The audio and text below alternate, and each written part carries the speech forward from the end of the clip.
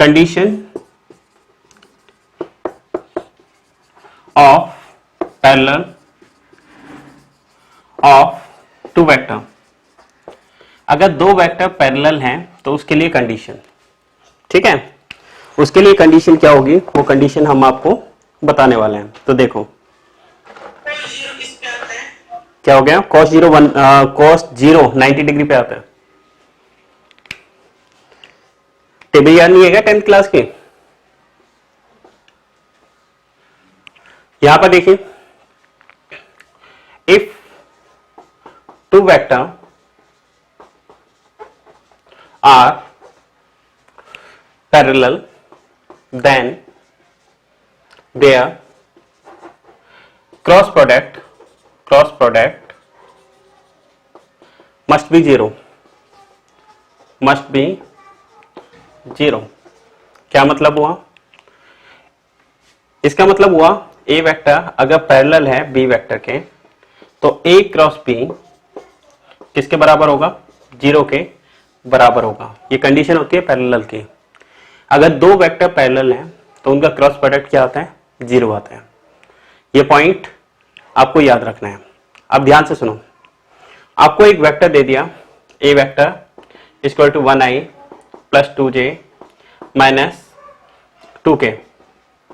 आपको दूसरा वेक्टर दे दिया ai plus 4j minus 4k। आपको ए और बी वेक्टर दिए गए हैं।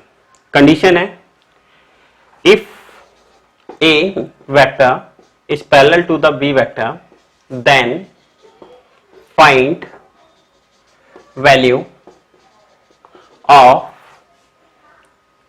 a।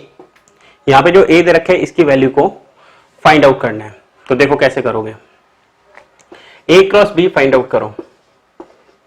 a क्रॉस b कैसे फाइंड आउट करेंगे? डिटरमिनेंट बनाया i j k, इस टाइप से लिख दिया। ए वेक्टर में आई के साथ क्या है? +1, जे के साथ क्या है? +2, के के साथ क्या है? -2।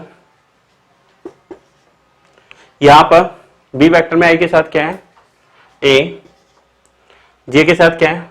4, के के साथ क्या है? -4।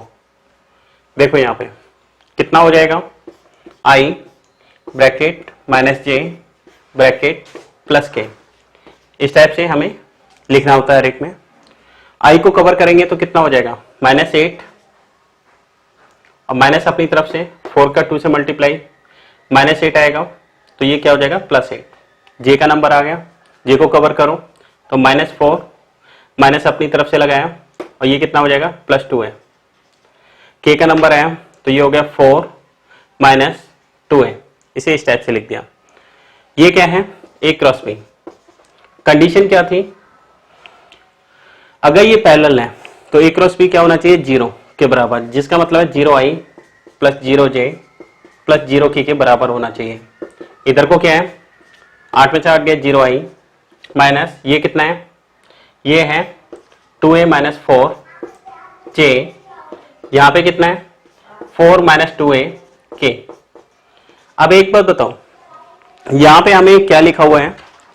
यहां पर इस वाले पॉइंट पर दोनों साइड में इक्वल का निशान लगा हुआ है। अगर ये दोनों इक्वल है तो लेफ्ट हैंड साइड और राइट हैंड साइड में जो आई जे के के साथ वैल्यू है वो इक्वल होनी चाहिए। मतलब आई के साथ यहाँ पे 0 है तो यहाँ पे भी आई के साथ 0 होना चाहिए। जे के साथ यहाँ पे 0 है लेकिन जे के साथ यहाँ पे ये वैल्यू दे रखी है, तो इसका मतलब क्या हो गया?